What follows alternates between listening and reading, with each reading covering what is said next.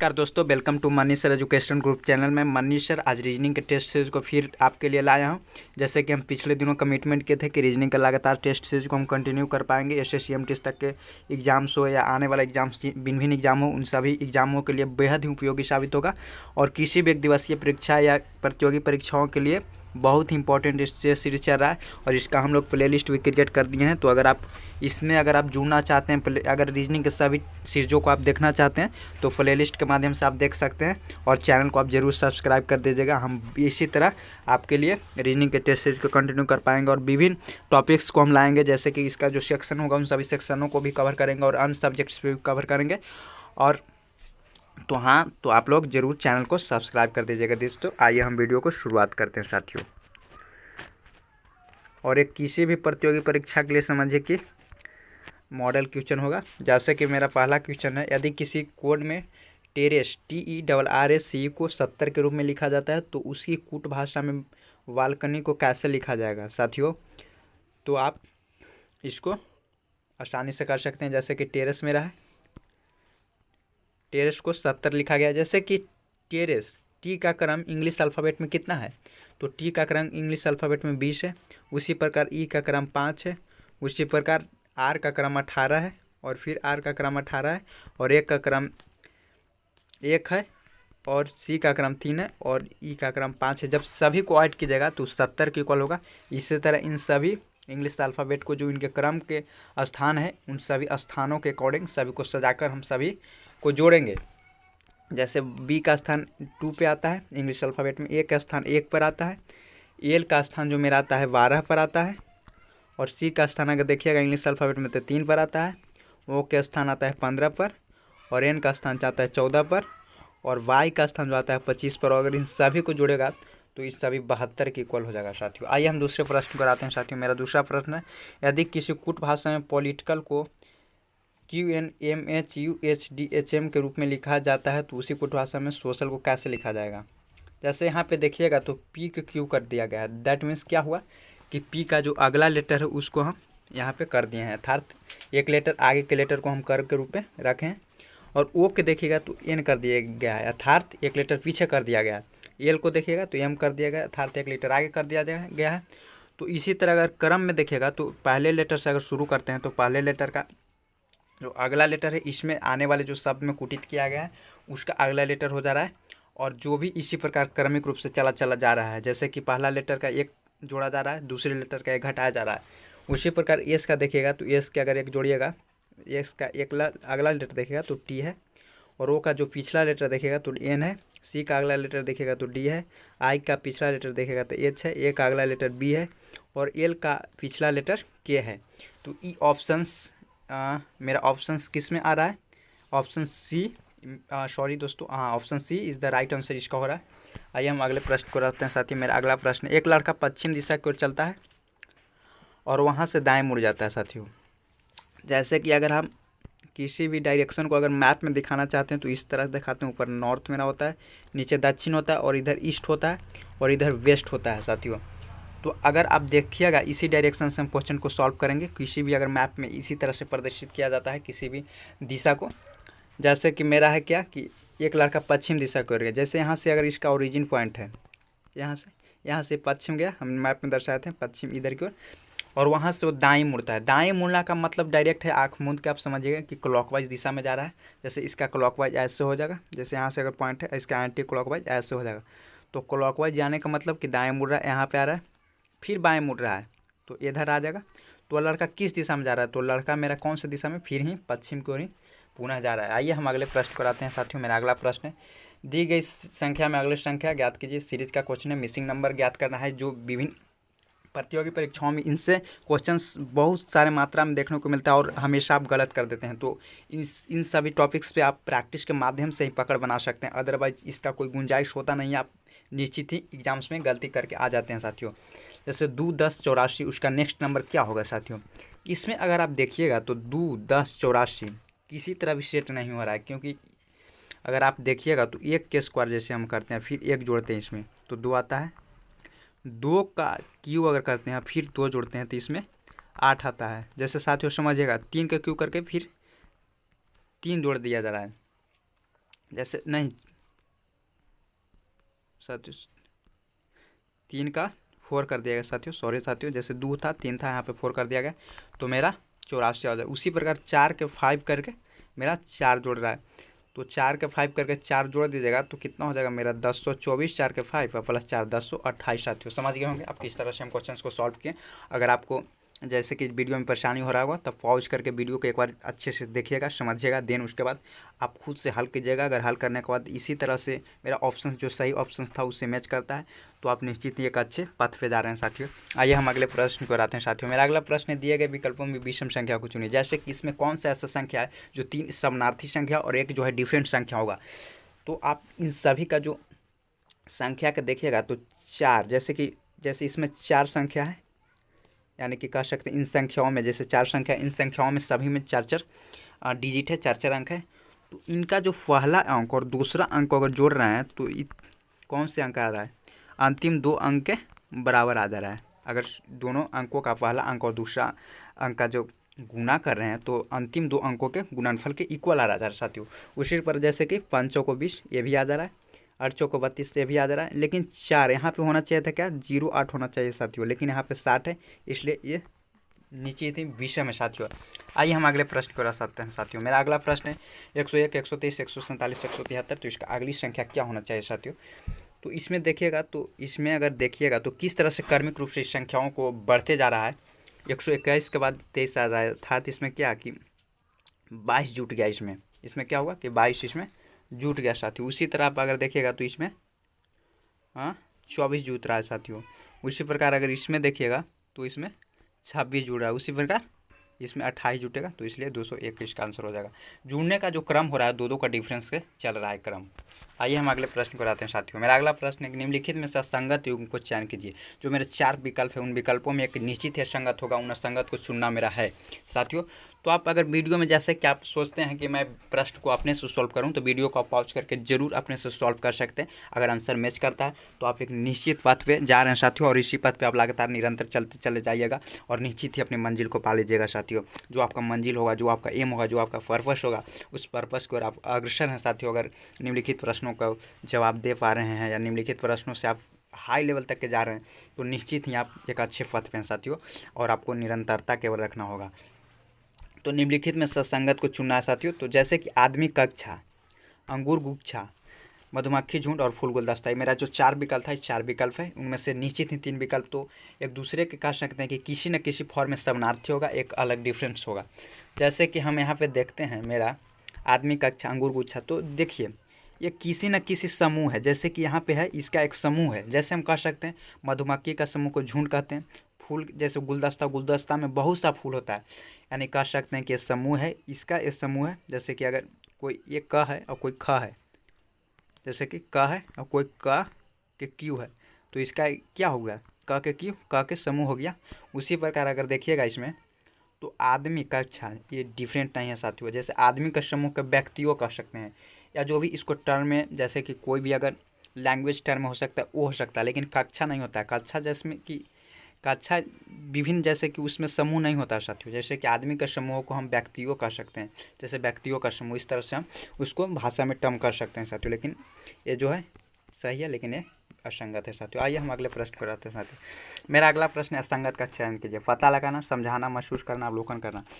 तो इसमें देखिएगा ये BC ऑप्शंस को तो किसी न किसी रूप में समान है। जैसे पता लगाना, महसूस करना, अवलोकन करना, समझाना, ये किसी न किसी, जैसे कि कोई भी शब्द 2 शब्द पर्यायवाची नहीं होता है, जान के मान के चलिएगा, किसी न किसी टर्म में पर्यायवाची होता है। जैसे हम कह सकते हैं कि आप पर मुझे विश्वास है, आप पर मुझे आस्था है, तो विश्वास और आस्था इस टर्म में पर्यायवाची नहीं हुआ, लेकिन किसी न किसी टर्म में पर्यायवाची हो सकता है। जैसे मुझे भगवान पे आस्था है या मुझे भगवान पे विश्वास है, तो इस टर्म में पर्यायवाची हो जाता है।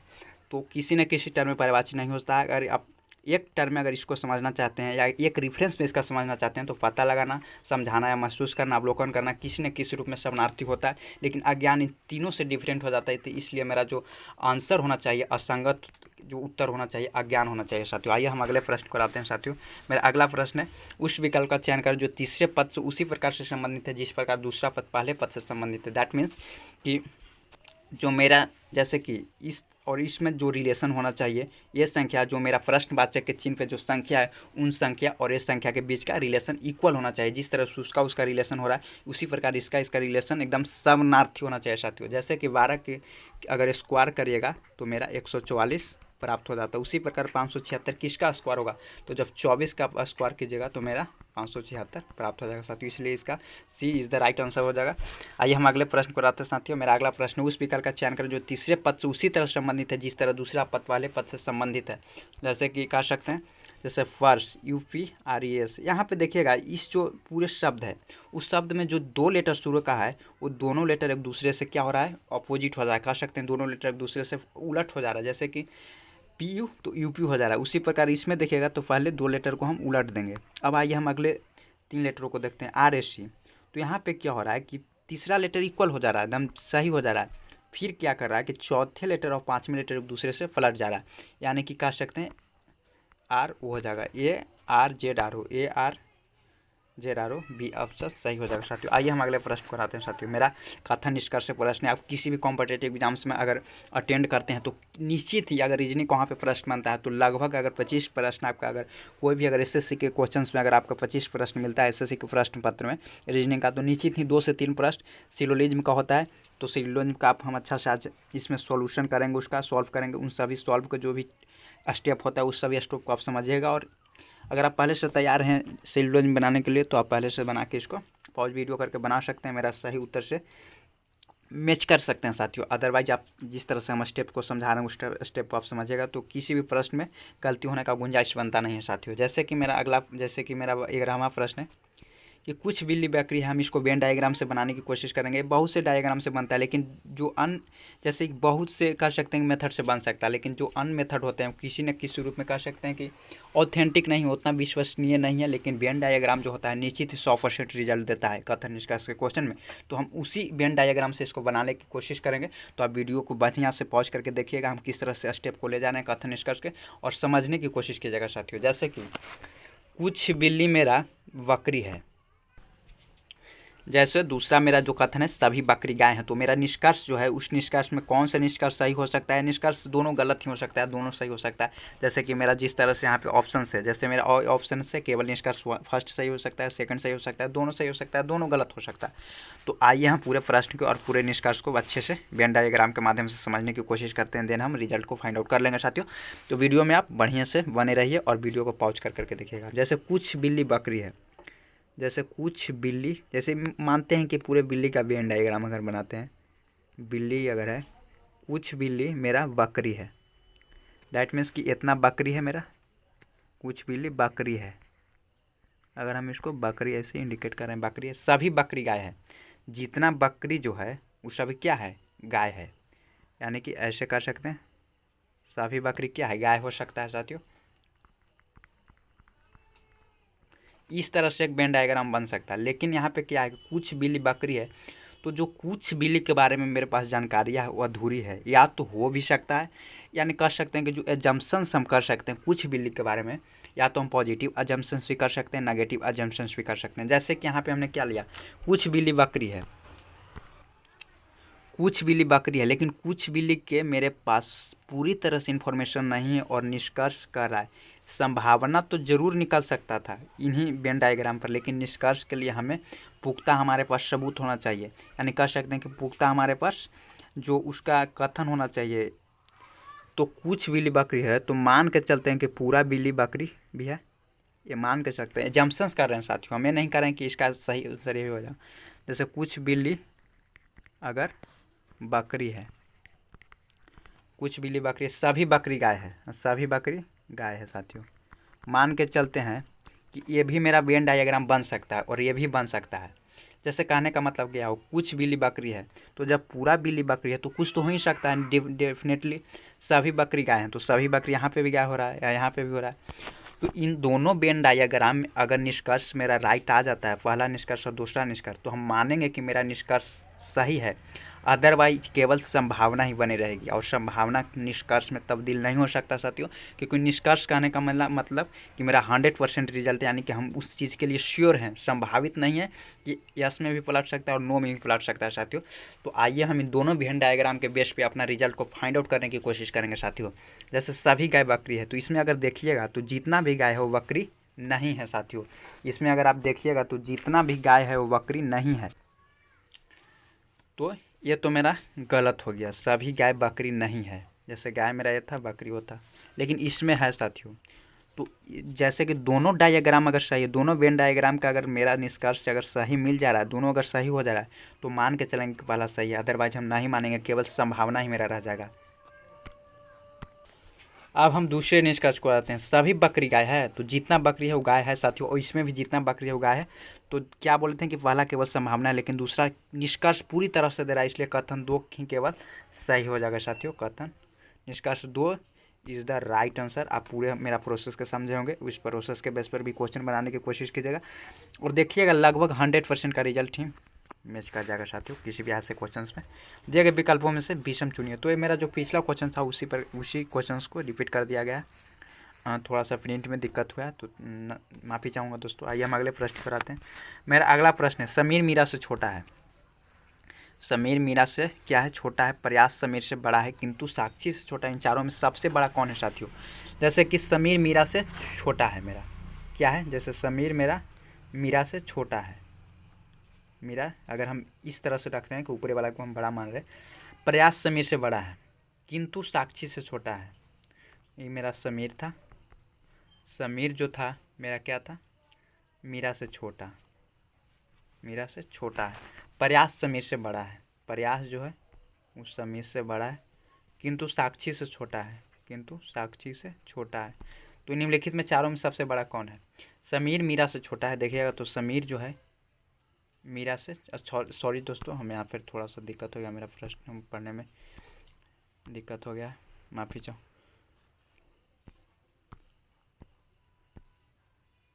समीर मीरा से क्या है, छोटा है। समीर मीरा से छोटा है, लेकिन हमें यहाँ पे थोड़ा सा दिक्कत करनी है।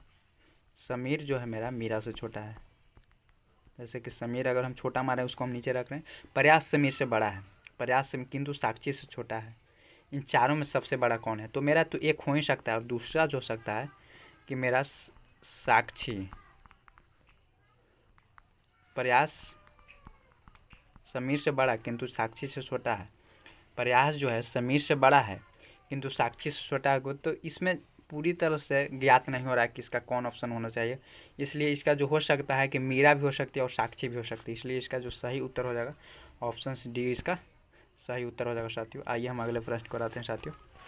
मेरा अगला प्रश्न है, उस विकल्प को चयन करें जो दिए गए उनके सदृश है। जैसे हृदय कार्डियोलॉजी, जैसे कार्डियोलॉजी के अंतर्गत हृदय का अध्ययन करते हैं, इसमें देखिएगा तो कृषि भी रोग अस्पताल, खेल मैदान, पौधे वनस्पति, इसका डी हो जाएगा ऑप्शन। किसी न किसी ब्रांच का कोई हिस्सा नहीं है, ब्रांच के जैसे हिस्सा है लेकिन उसके अंतर्गत अध्ययन नहीं किया जाता है। आइए हम अगले प्रश्न को आते हैं साथियों। मेरा अगला प्रश्न है, 6 मित्र PQRSTU केंद्र की ओर देखते हुए एक गोलाकार मैदान पर बैठे हुए साथियों। इसमें जैसे मेरा 15वां क्वेश्चन है, 6 मित्र PQRSTU एक मैदान की ओर बैठे हुए हैं। PQRSTU 6 मित्र है। ऐसे क्वेश्चंस को हम क्या करेंगे कि जैसे कि एक हम टेबल के रूप में बना लेंगे, जैसे एक टेबल के रूप में हम बना लेंगे, और मेरा 6 मित्र है, 1 2 3 4 5 6।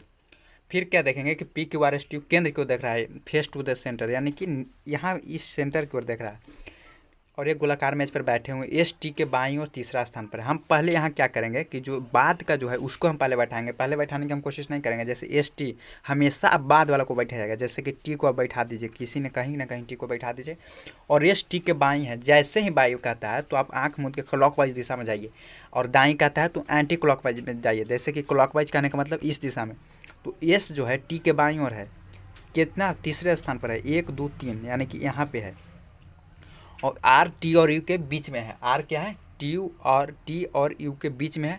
S R के ठीक बगल में नहीं है साथियों। जैसे S जो है वो R के बगल में नहीं है, यानी कि कह सकते हैं कि S न तो R के बगल में नहीं है, यानी R यहाँ ना यहाँ हो नहीं हो सकता है साथियों। तो R यहाँ हो सकता है या यहाँ हो सकता है साथियों। तो फिर क्या हो रहा है कि R T और U के बीच में नहीं बैठा है, आर जो है टी और यू के बीच में नहीं बैठा है साथियों, यानी कि टी और यू के बीच में नहीं बैठा है, एस आर के ठीक बगल में नहीं है, क्यू टी के दाईं ओर दूसरा है, और यू और क्यू के बीच में कौन बैठा है, यही मेरा प्रश्न है साथियों। तो इससे हम पहले पूरा टर्म को समझ गए, जैसे कि तो पी यहाँ पे बैठना चाहिए इस यहाँ पे, और पी जो पूरे प्रश्न को अगर पढ़िएगा फिर हम समझाते हैं। यू देखिए पूरी तरह से हम सजा चुके हैं, जैसे एस टी के बाईं और तीसरे स्थान पर है, आर टी और यू के बीच में है, अगर देखिएगा तो आर टी और यू के बीच में है, जैसे कि क्या बोल रहा है मेरा प्रश्न, आर टी और यू के बीच में नहीं बैठा है, तो टी और यू के बीच में नहीं है, जैसे हम यहाँ पे पी के बैठा दिए, और फिर मेरा एस आर के ठीक बगल में नहीं है, एस आर के ठीक बगल में भी नहीं है, क्यू टी के दाईं ओर दूसरा है, क्यू टी के दाईं ओर दूसरा है, तो यू और क्यू के बीच में कौन हो जाएगा, एस हो जाएगा साथियों। आइए हम अगले प्रश्न को आते हैं। मेरा अगला प्रश्न है निम्नलिखित में कौन सा संगत है उसको पहचानिए। तो ऊपर नीचे आगे और इसमें बड़ा, जैसे कि बड़ा मेरा है अगर देखेगा तो इस जितना भी ऊपर नीचे आगे इस सभी दिशा का बोध करा, लेकिन बड़ा कह सकते हैं आकार का बोध करा रहा है। जैसे आप देखिएगा ऊपर नीचे बड़ा ये सब आगे ये सब दिशा का बोध करा रहा है, लेकिन अगर बड़ा को देखेगा तो इस साइज का बोध करा रहा है, जैसे कि बड़ा छोटा या छोटा बड़ा इस तरह से करा रहा है, तो इसलिए उसका आंसर डी हो जाएगा। आइए हम अगले प्रश्न को आते हैं। 17वां प्रश्न है मेरा, 2 8 6 3 7 4 1 7 3 और 7 9 में निम्नलिखित में कौन बड़ा कह सकते हैं कि कौन सा। तो इसमें देखिएगा तो 3 डिजिट है, जैसे कि पहला अगर अंक को देखिएगा पहला संख्या को देखेगा तो इसमें 3 डिजिट है, तो पहला डिजिट और अंतिम वाले डिजिट को जोड़ने के बाद जो मेरा बीच वाला डिजिट प्राप्त हो रहा है, उसी प्रकार इसमें देखेगा तो इसमें भी हो रहा है, इसमें भी हो रहा है, लेकिन इसमें नहीं हो रहा है, तो इसलिए आंसर इसका डी हो जाएगा। आइए हम अगले प्रश्न को आते हैं साथियों। मेरा अगला प्रश्न है, जैसे कि कह सकते हैं कि सादृश्यता से प्रश्न है। इसमें क्या है कि 1 गुना 6 1 गुना 1, इसमें इस तरह से कर सकते हैं कि जैसे कि 1 + 6 गुना 7 कर सकते हैं, और जोड़िए 43 प्राप्त हो जा रहा है। उसी प्रकार 2 + 4 गुना 5, इसलिए मेरा 22 प्राप्त हो रहा है। आइए हम अगले प्रश्न पर आते हैं साथियों। थोड़ा सा हम जल्दी करें क्योंकि वीडियो बहुत लंबा हो जाता है और आप लोग को हमेशा क्यूरियज रहती है कि वीडियो को बहुत ही छोटा करके बनाया जाए। इसमें देखिएगा तो इसमें ऐसे ही पता चल रहा है, क्योंकि जितने भी संख्या है सॉरी दोस्तों इसका ये हो जाएगा, क्योंकि जितने भी संख्या है बी सी डी किसी न किसी संख्या का वर्ग है, लेकिन एक संख्या वर्ग नहीं है। आइए यदि डी बराबर 4 जी बराबर 7 तो गार्डन कैसा कितना होगा। जैसे डी का इंग्लिश अल्फ़ाबेट में चौथा स्थान आता है, उसी प्रकार जी का 7वां स्थान आता है, तो गार्डन का कौन सा स्थान आएगा। तो गार्डन का स्थान जैसे कि जी का स्थान 7वां आता है, उस जोड़ना है सभी को। आर का स्थान 18वां, ए का स्थान 1, डी का स्थान 4, ई का स्थान 5 और एन का स्थान 13, सभी को जोड़ेगा तो 49 के इक्वल हो जाएगा। तो सभी टॉप 20 क्वेश्चन को हम कवर कर दिए साथियों। और इसी तरह से आप चैनल को जरूर प्यार दीजिएगा, चैनल को आप जरूर सब्सक्राइब कर दीजिएगा। इसी तरह हम आने वाला एग्जाम CMTS या CHSL जो एग्जाम्स हुआ या इस साल जो भी एग्जाम है CGL जैसे एग्जाम्स के लिए हम क्वेश्चंस इसी से फंसने वाला है, क्वेश्चन इसी पैटर्न के बेस पर फंसे क्वेश्चन आप निश्चित रहिए, क्योंकि हम इसमें जितने भी क्वेश्चंस बना रहे हो किसी न किसी एग्जाम्स में पूछे हुए क्वेश्चन बना रहे हैं, जो भी SSC में पूछे गए जो इन्हीं साल पूछे गए प्रश्नों को ही हम संकलित कर रहे हैं इसमें। तो आप वीडियो को अच्छे से देखिएगा और निश्चित फ़ायदा हो गया। अगर विश्वास ना होगा तो आप किसी प्रीवियस सेट को उठाइए और मेरा बनाए गए जितने भी टॉप 20 क्वेश्चन है उसको देखिए, और निश्चित पैटर्न लगभग सिमिलर मिलेगा, निश्चित दम समरूप ही है एक दूसरे का पैटर्न। जो प्रीवियस क्वेश्चन है मेरे टॉप 20 क्वेश्चन का जो पैटर्न है सिमिलर है। तो आप वीडियो को निश्चित ही देखिएगा। हम प्ले लिस्ट के माध्यम से जितने भी हम टेस्ट सीरीज को कवर किए रीजनिंग को उन सभी को हम उसमें ऐड कर देंगे प्ले लिस्ट में। तो आप प्ले लिस्ट पर भी जाके सभी 4-5 जो टॉप 4-5 जो टेस्ट सीरीज कराए उन सभी टेस्ट सीरीज को कवर करने की कोशिश कीजिएगा, जरूर फायदा होगा साथियों। और इसी तरह चैनल को प्यार दीजिएगा। थैंक यू सो मच साथियों। अब वीडियो में आप जरूर अच्छे से देखिएगा और इसी तरह चैनल पर बने रहेगा। हम सभी सेक्शंस को कवर करेंगे, सभी चैप्टर को कवर करेंगे, सभी सब्जेक्ट को हम कवर करेंगे आने वाले दिनों में। आप 6 महीने के अंदर आप अगर इस चैनल से जुड़े रहते हैं तो आपको किसी न किसी रूप में फ़ायदा जरूर पहुंचेगा साथियों। और आप एग्जाम के पॉइंट ऑफ व्यू से आप इस चैनल पर जुड़े रहिए, निश्चित फ़ायदा होगा साथियों। आप हम पे भरोसा रख सकते हैं, मेरे कंटेंट पे भरोसा रख सकते हैं। और अब हम क्या कहें, आप सभी को प्यार देना है तो प्यार चैनल को दीजिए। थैंक यू सो मच साथियों।